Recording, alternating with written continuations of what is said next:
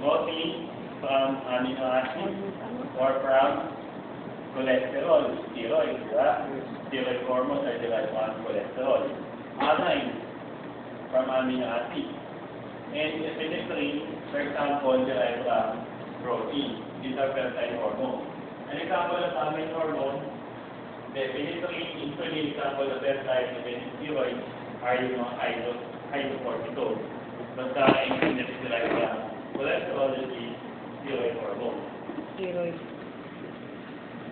So remember the general effect of hormone, changes plasma permeability, release of protein, activation of enzymes, induction of cell division, and stimulation of cell division.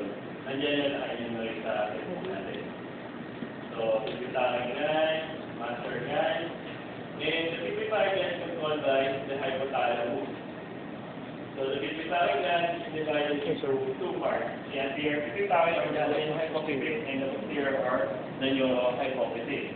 Remember the hormone secreted by two parts of the pituitary gland, secreted by the posterior and the anterior pituitary. Masalamin sa anterior.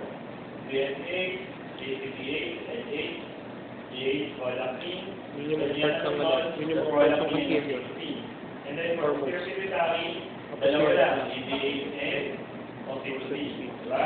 So remember, prolactin needed for milk secretion, oxytocin for milk injection. And also, oxytocin is needed during labor, labor individually for uterine contraction para may labas yung baby. So, ADH naman,